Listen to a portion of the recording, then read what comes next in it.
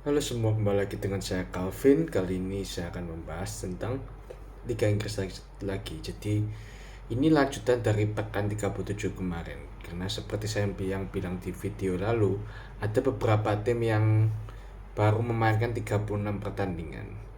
Jadi kali ini ada pertandingan pekan ke-37 bagi sebagian tim.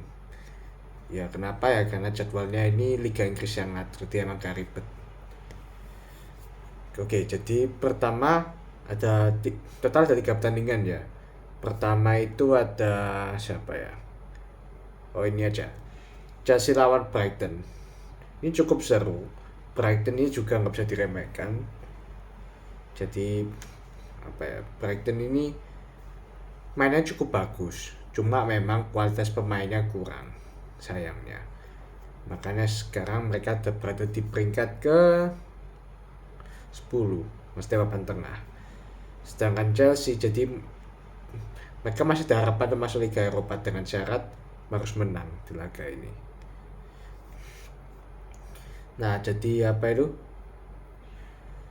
Di babak pertama, ternyata Chelsea bisa unggul dulu lewat golnya Cole Palmer di menit 34. Tapi sebelum itu di babak pertama emang Chelsea sudah mulai menyerang. Berarti dapat peluang juga, cuma finishing mereka agak buruk gitu. Di babak kedua, Chelsea bisa mengatakan kedudukan lewat si Gugu di menit 64. Yang lawa itu tahu siapa? Chris James. Baru masuk sebagai pengganti, di menit 88 kena kartu merah. Jadi mereka literally cuma main berapa menit.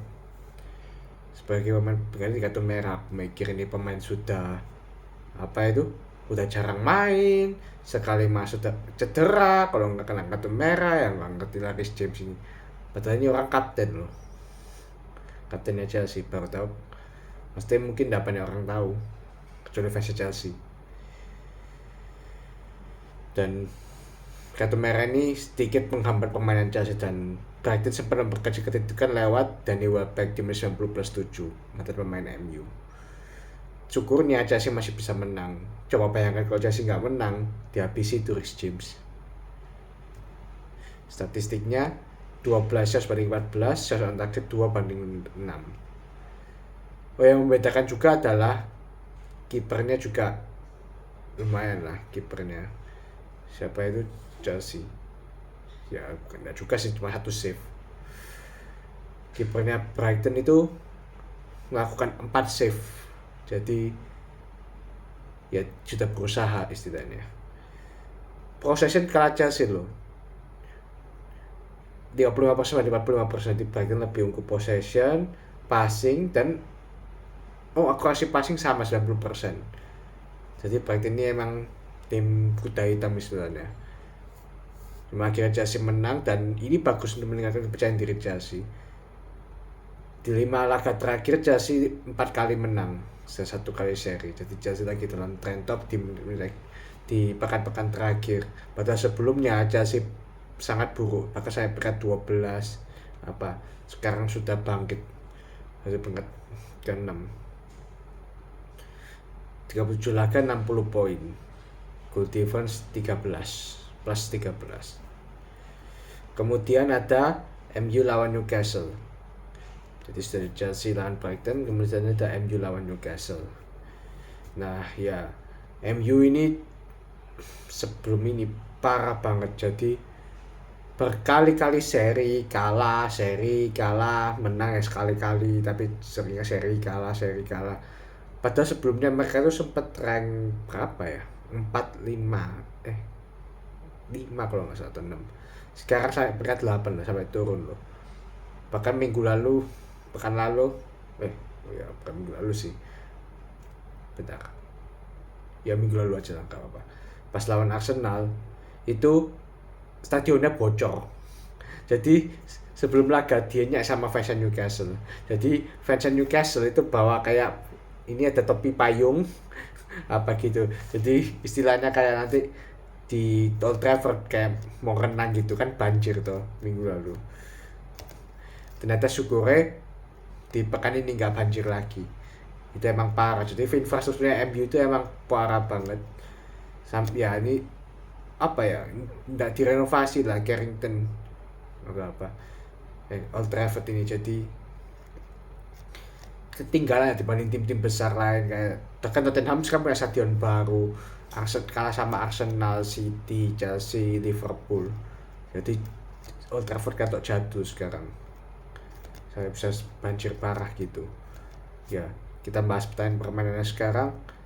Babak pertama MU unggul dulu lewat Kobbie Mainoo di menit 31 ya, tapi walaupun unggul ya bikin deg-degan juga, soalnya Newcastle beberapa kali menyerang juga. Tapi ya MU juga menyerang juga, Newcastle yang gak sebagus itu juga. Di babak kedua tapi Newcastle bisa membalas lewat Anthony Gordon di menit 49, dan itu golnya bagus dari sisi kanan.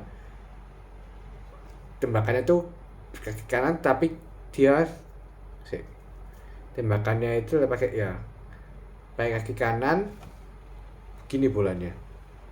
Tung. Jadi susah bagi kiper untuk memprediksi. Makanya aku bilang golnya cukup bagus dari Anthony Gordon, soalnya lagi posisinya dekatan sama kiper gitu.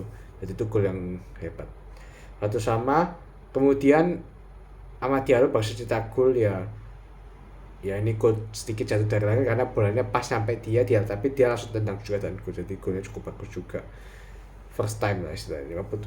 Di menit 57-21 kemudian Rasmus Højlund cetak gol lagi di menit 84. Oh iya, sebelum itu kan aku lihat line FM itu, aku pertama nggak yakin menang, apalagi Bruno Fernandes bisa sebagai false striker, maksudnya bukan striker murni. Aku bingung kok Bruno Fernandes pasang sebagai striker ya. Ternyata strategi itu berhasil ya, dan Rasmus Højlund akhirnya dipasang sebagai super sub dan cetak gol di menit 84 3-1. Dan ya Newcastle memperkecil kedudukan lewat Lewis Hall di menit 19+2. Itu golnya WP sih, golnya Newcastle dua-duanya bagus. Kalau pertama bolanya bisa diprediksi, kedua itu golnya dari luar kotak penalti, tendang keras ya, hampir semua kiper nggak mampu bisa nangkep itu, kecuali mungkin yang tangannya panjang kayak Courtois atau apa. 3-2 hasil akhir. MU 17 shots tapi Newcastle 21 shots. Jadi Newcastle itu juga nggak bisa dianggap remeh. Shot tentangnya sama-sama 8. Jadi yang membedakan di sini adalah efektivitas. Newcastle sebenarnya punya peluang untuk seri atau apa, cuma yang siapa itu Almiron itu dia sudah pemain itu sudah ngoper, tinggal di slidingnya meleset. Aduh, itu yang Pak Eman sih. Kalau itu masuk bisa seri MU. Possession 44% banding 56%. MU kalah possession loh. Jadi ini apa ya, istilahnya menang sedikit hoki lah. 365 banding 439, akurasi pasnya 78% banding 82%. Ya bagusnya adalah MU di laga home terakhirnya di Liga bisa bisa menang lah setidaknya. Perpisahan musim yang belum sih, masih lawan Brighton nanti. Ini kita lihat di laga penutupnya kayak gimana. Oh ya, ada Sabtu dari Erik ten Hag juga, katanya kita akan beri kenangan yang terindah bagi fans MU, bahwa nanti kalau nggak salah tanggal 25 atau berapa itu, 25 kita akan kalahkan City di Piala FA. Ya kalau main kayak gini ya nggak bakal kalahin sih. Ya harus meningkatkan permainan lah, atau mungkin kecuali kalau City dapat kartu merah atau apa, jadi ada keajaiban gitu. Kalau nggak ada keajaiban ya City yang menang gitu aja. Ya PT boleh lah, tapi tolong realistis juga lah.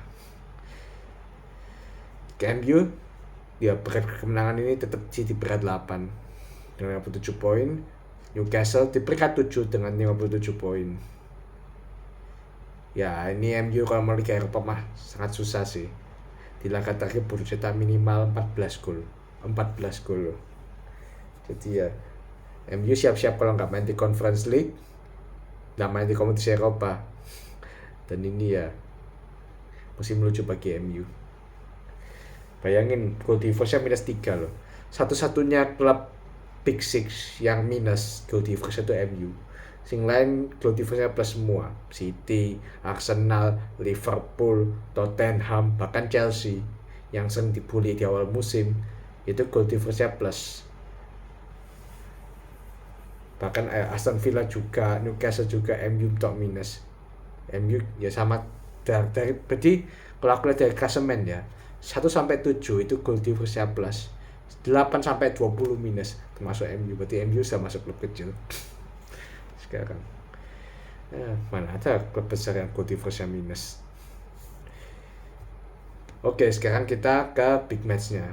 Tottenham melawan City. Ini sangat big match karena ini menentukan siapa yang akan dapat, kemudian berpeluang besar maksudnya. Berpeluang besar dapat gelar juara Liga Inggris. Karena kan Arsenal sama City kan masih bersaing sengit. Dan Tottenham punya kans untuk menjaga City dapat gelar juara. Karena Tottenham main di kandang sendiri. Kita baca line up-nya.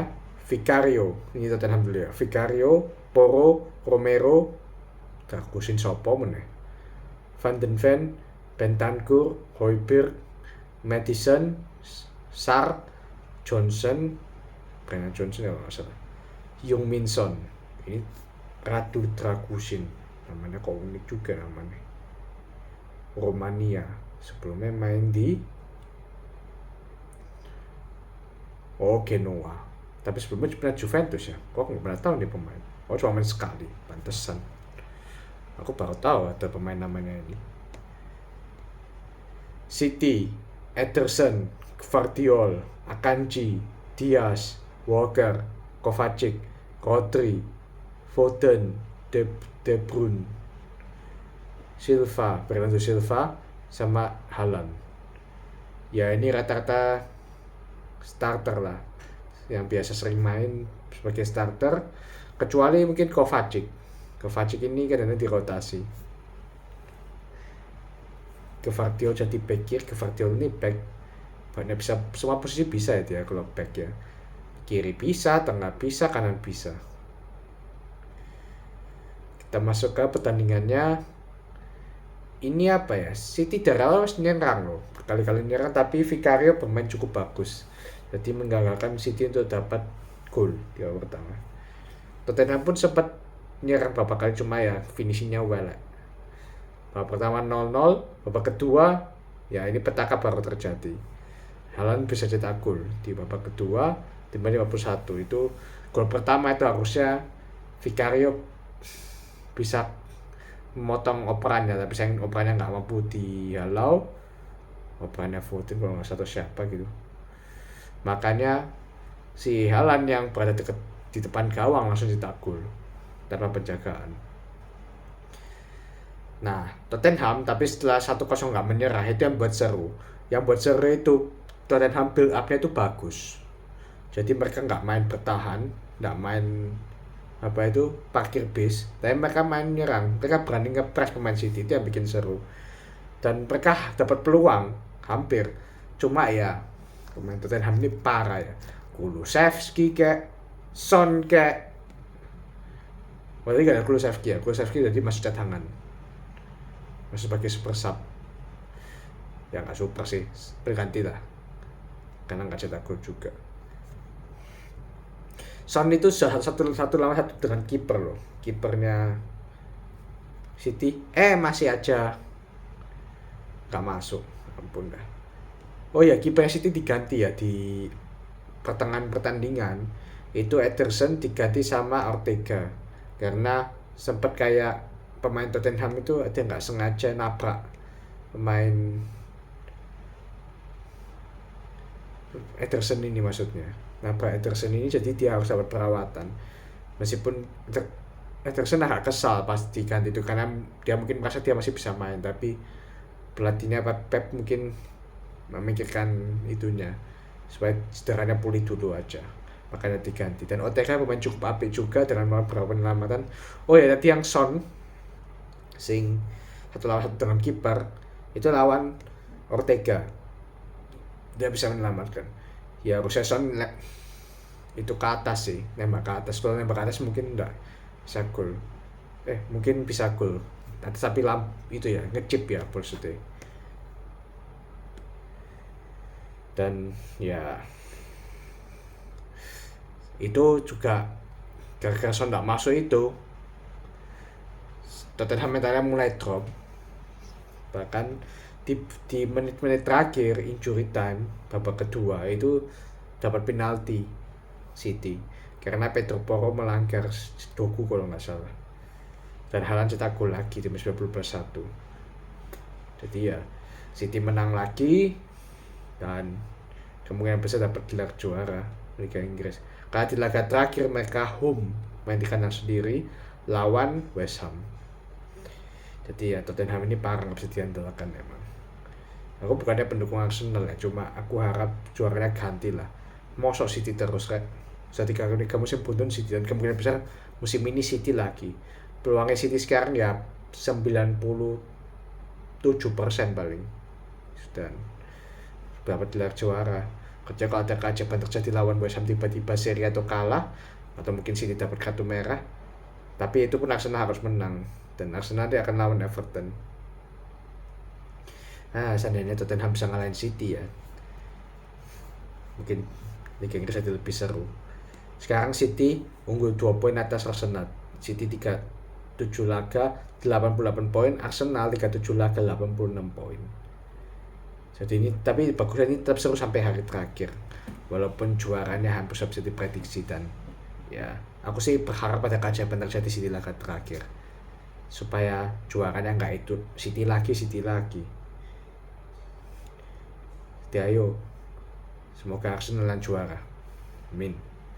Itu aja sih dari saya. Nanti ada itu lagi video untuk pekan terakhir Liga Inggris juga. Tunggu ya. Terima kasih sudah menonton.